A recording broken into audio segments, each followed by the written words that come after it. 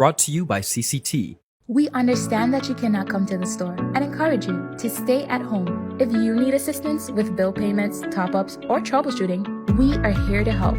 Call us at 444-4444 from 7 a.m. to 7 p.m. daily, or visit our website at www.cctbvi.com. Click Top Up here or My CCT for top-up or bill payments. Social distancing with CCT.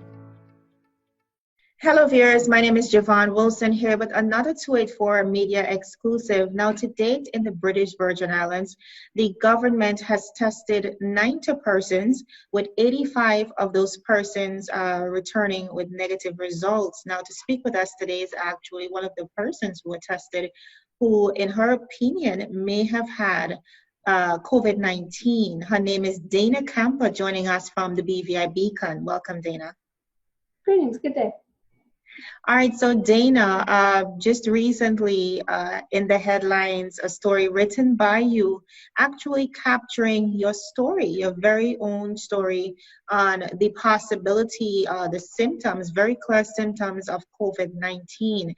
Now, all of us know probably back on March 25th, the government announced that we had our first two cases. Those were our patient zero. The 25th, things started to move really quickly. Just about 2 days after, you started to feel some sort of symptoms that, of course, indicated that you might be COVID-19 positive. Just walk us through that very first realization. What was it like for you?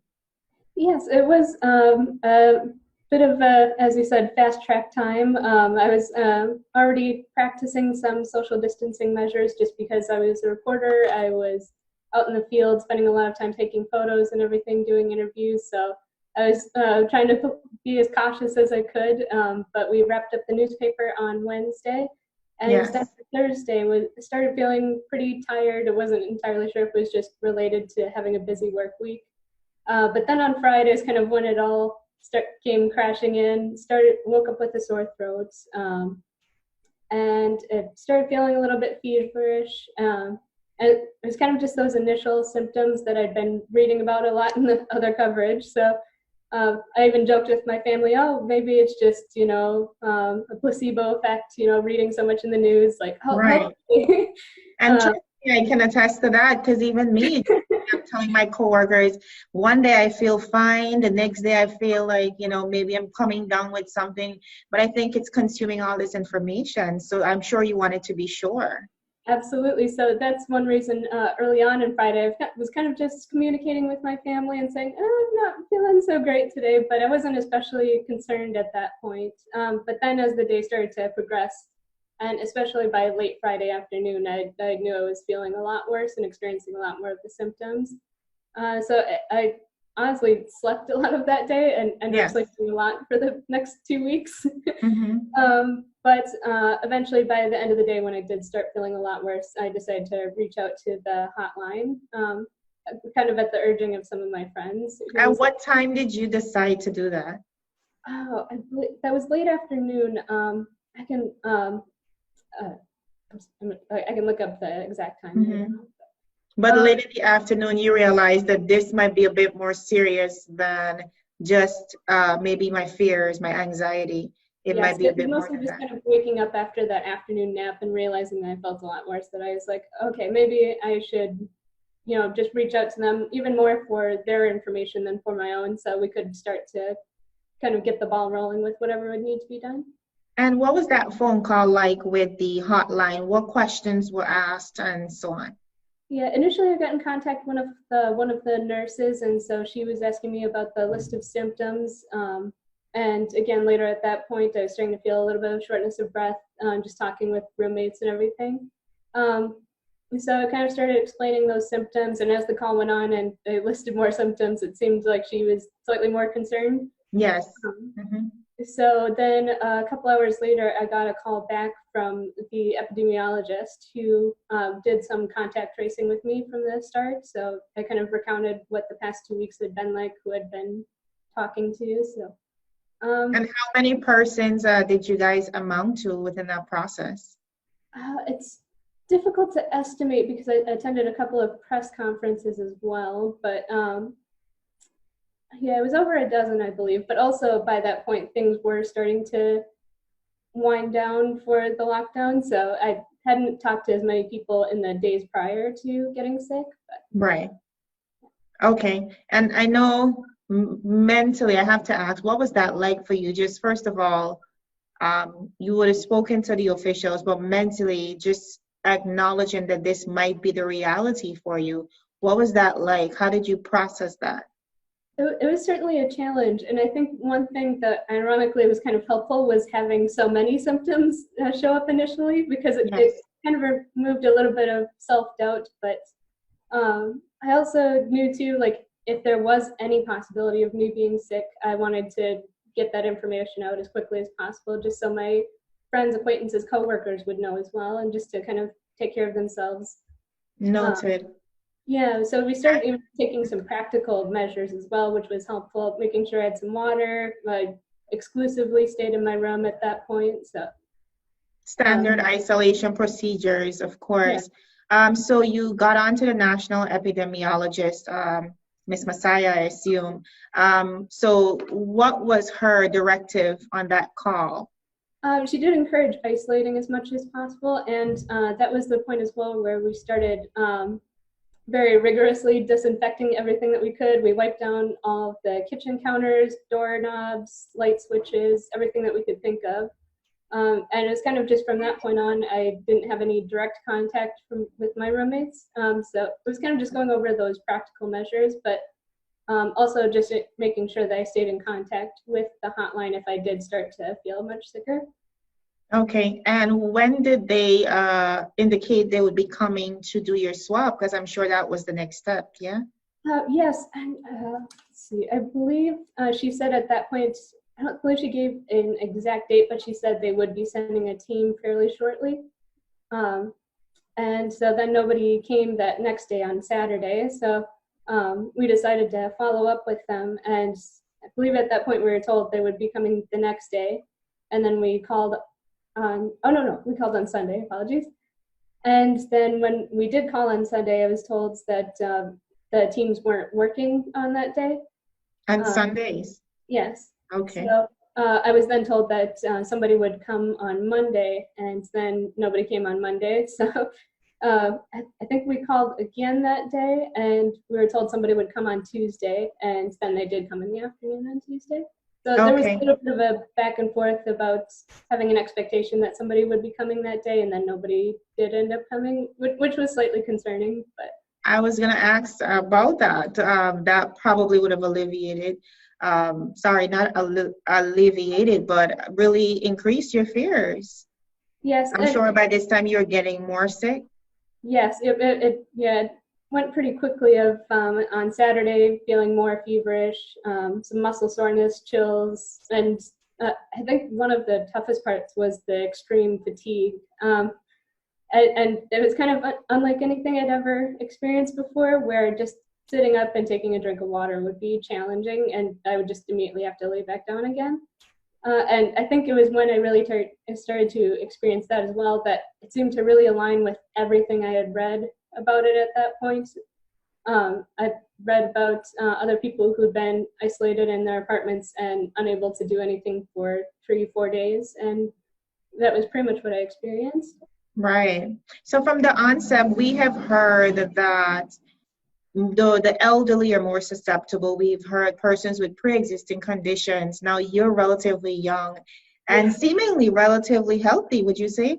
I would say so. I was actually, it's a little bit of a bummer in timing because I was starting to walk more, go surfing, because I moved here about 4 months ago. So I was really starting to get to explore the island a little bit more, but this kind of knocked me off my feet. But Definitely. the way it seemed fairly healthy. And I was told at one point that I was a lower priority in testing just because I was a younger person and seemingly wouldn't be hit as hard by sickness as I was. And you were told this by the overseeing center, correct? Yes. Right. It also raised a concern too for what was happening in the territory, if that many other people were also sick that they weren't able to come to test here for several days. Mm-hmm. Yeah. Okay. Now, one of the lingering fears, I think, in the whole process of getting tested for the coronavirus, we've been seeing across social media, across the headlines, and even in personal testimonies, the swabbing process. Now, you said that the team arrived on Tuesday afternoon to get you tested. Just walk us through that process and how it was for you. Yeah, and it was a bit mentally challenging leading up to it because I was trying to kind of prepare myself because I knew that it wasn't an entirely pleasant process. But when they did come on Tuesday, I got the call confirming that they were making it to our apartment. I had already seen a video of what the process would look like, and Right. I saw that the person in the video immediately teared up, and that's exactly what I experienced because it's essentially like a very long Q-tip. Yes. And insert it into your nose and reach back far enough that it can reach your throat so it can collect as much area as possible to hopefully pick up on the virus. And then they do the same thing on the other side. So I did feel a bit bad because it launched me into a bit of a coughing fit. And so I was trying to cough away from the doctors who Yes. did come I that can day. imagine. Right. But Mhm. yes, and they were wearing head-to-toe protective gear. So yeah, basically they came in, administered the test, and I believe it took less than 10 minutes for the whole process. And then they told me that I would get a call from my primary care physician who would tell me the results. But unfortunately, that call never came. Okay, I was just about to get into that next. Usually there's a local aspect of the testing, and then those results would go off to CARFA in Trinidad and Tobago for confirmation. And that usually takes about 48 to 72 hours max. So how long after you said you'd never received a call, an update call? Yeah, so the test was administered on March 31st, and then government announced the results on April 6th. So I didn't get a call before then, and then I believe on April 7th, I called the hotline just to ask if they had the results. And someone had told me at that point that the initial test from the hospital came back negative, but they were still waiting on the results from CARFA. And then I believe about a week later, I tried calling back or tried contacting one of the nurses that I've been in contact with. And she said the only person that, or the only entity that would be able to offer that information was the Ministry of Health. So I did try contacting the ministry, but I unfortunately wasn't able to get through. So yeah, to date, I don't know for sure what the CARFA results were, and I'm just assuming since the rest of the results had been announced as negative that mine was, but. So no formal communication to you from the officials that your tests would have returned negative. You're saying you're learning about that. You learned about that via the press conference, which acknowledged that the tests that I went was off watching came back the video negative. conference live, so as I was kind of queuing up, we didn't really know what it was going to be about, and I could feel my heart pumping. So I I had can a feeling they were imagine. announcing some of the test results. Right. But yeah, it was a fairly bizarre way to find out the results, to have government announcing it, but especially when I didn't know for certain that mine were included in that batch. But yeah, it was difficult operating when you don't know what the results are going to be. I did receive a certificate on April 6th, I believe, that we were going to be released from our quarantine, because we were officially placed in quarantine on March 31st. And quarantine takes about 14 days, correct? 15 days, yeah, so it would have ended prematurely, given that I first started really experiencing symptoms on Friday, March 27th. So yeah, I just made the decision to continue staying in my room and practicing good hygiene and everything for the rest of the 14 days. And that was on your call, not by directive of any official. Right. I think you made the right decision. One of the things we've been seeing floating around in the media as well is the ideology of false negatives. Now, 1/3 of testing in some countries are returning. We're seeing, resulting in false negatives, which is basically those test results coming back negative, even though the person's maybe displaying extreme symptoms of COVID-19.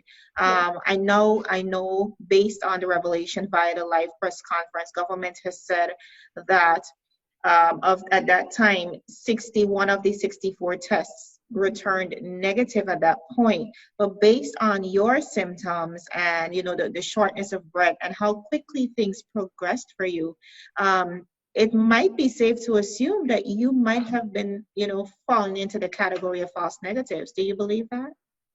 Yeah, it's hard for me to say with 100% certainty either way, but I do know what symptoms I experienced. I know that the timeline aligned with what other people were experiencing.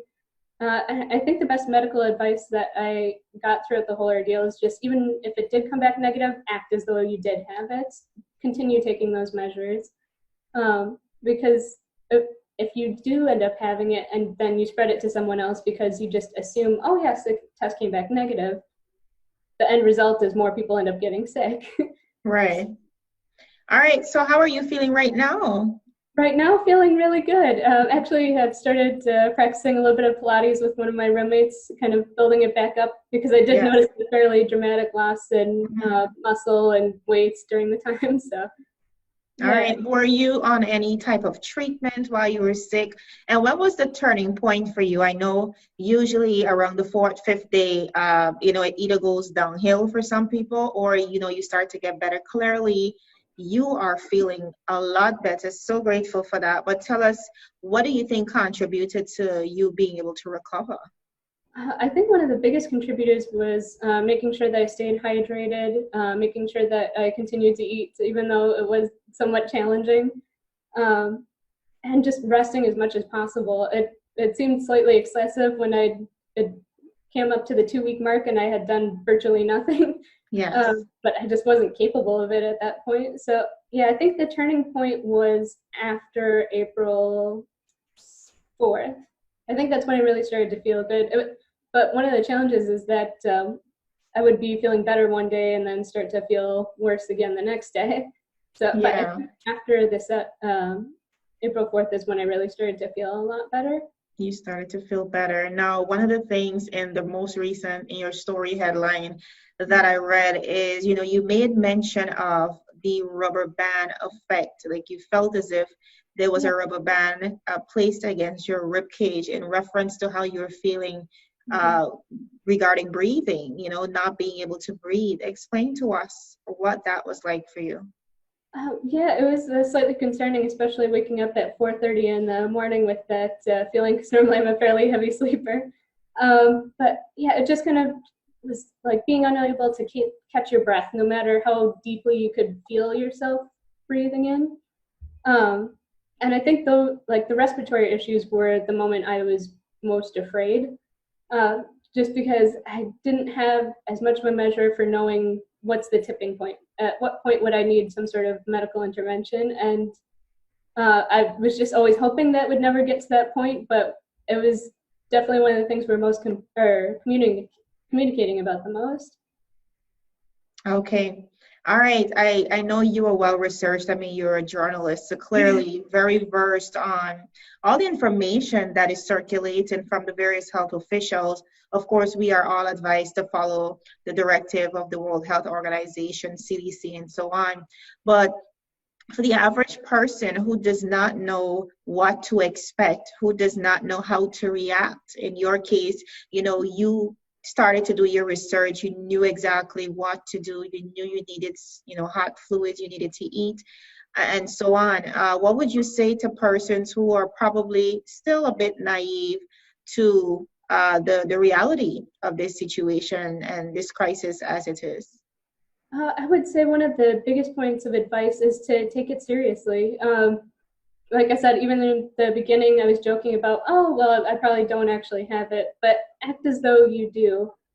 Take as many preventative measures as you can. Make sure you are hydrating. Make sure that you're disinfecting as much as possible. Listen to your own body. If you know something's not normal for you, keep track of that, journal it. And importantly, too, communicate with people who are close to you. Even if you're living alone, if you have a neighbor that you trust, make sure to reach out to them, just keep them updated in case things do get worse very quickly. You want to know that somebody has your back, and that's what really kind of got me through this too, was knowing that I had really good roommates and friends who were there to help me and give me advice when I needed it. Definitely, definitely. Well, we're so happy that you are in great spirits. I know even as a journalist, this is a lot to go over. I mean, like we said in the beginning, so much information to consume. I mean, even my co-anchors can attest to this. You know, at times it's so overwhelming trying to decipher and decide what content does the world need? What do we put out today? What is the pressing needs of the population today? It is a lot to go over, but clearly, in this case, we have to find a way to manage us, even mentally, in order to be able to function, to assist persons in need. So as a journalist, as someone who may have gone through a very troubling experience, clearly very traumatic experience, displaying all the symptoms of COVID-19, eventually tested negative according to government announcements. What do you want to say to the general public in light of not only what's going on, but in how they can protect themselves and basically not take this for a joke? Yeah, I think it's important to indeed reach out to the hotline if you do have any concerns. I know that they're dealing with a lot right now, but it's important that we have as much information available as possible. If we know where there are pockets of possible infection, it's good to know that now, especially as we are coming possibly towards the end of the 24-hour lockdown, but it's not entirely certain. But yes, being able to communicate effectively and widely from the beginning seems like an important step. And as you said, mental health is really important right now. It's important to communicate not only if you're feeling sick, but also if you're feeling stressed, find somebody to talk to and explain that, and find a good personal balance of staying informed, knowing what's happening, but also not overwhelming yourself. Yes, Yep. so important. Mm-hmm. But I'm glad that we're having these conversations about possible negative tests and realizing that we need to hope for the best, but prepare for the worst.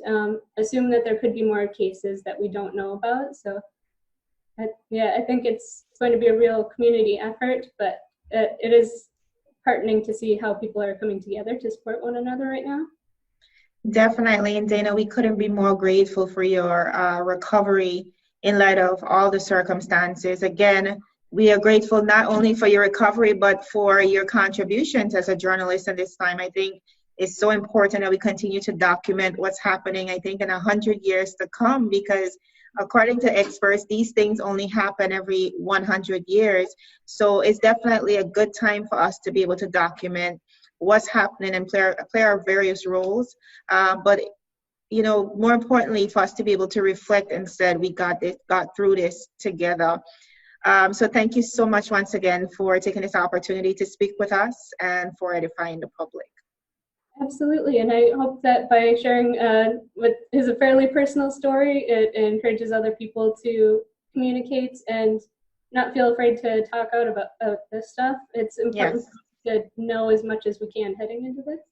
Definitely. And, you know, one of the things I want to say to you is I think what this will do is it will definitely help with the issue of even discrimination. We've seen so much of that recently in relation to persons testing positive or possibly testing positive for COVID-19.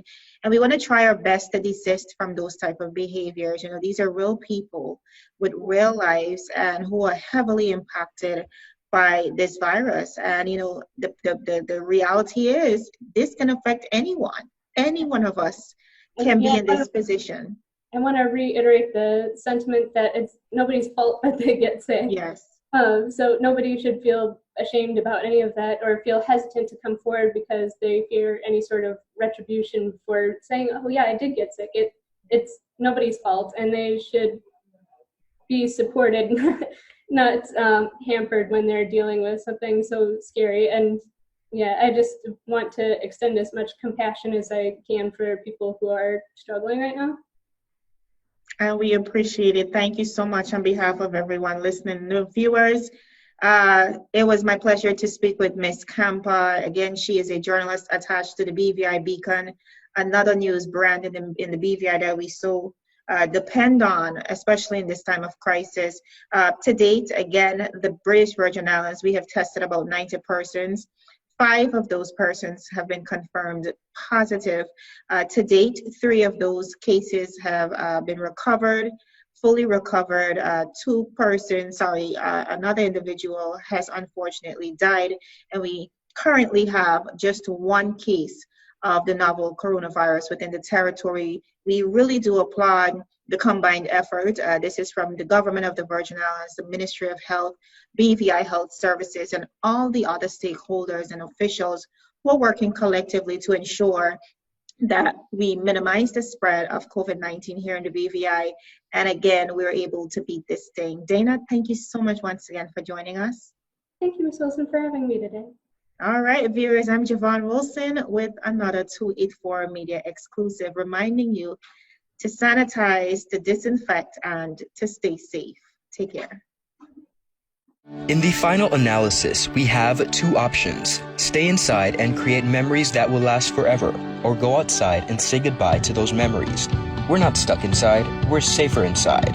The time is now to unite, embrace, and love each other from a distance. Show the world and the people in it just how much they mean to you by keeping your distance. It may be difficult, but necessary. Let's reintroduce humanity and heart to all homes. While we can't enjoy the sun, sand, and sea, let's take this time to remember why we are nature's little secrets. Stay inside, and when it's over, we would all be better, stronger, and we would all still be together. With self-discipline and patience, we can overcome. We are, have been, and will always be VI Strong. A message from your team at 284 Media.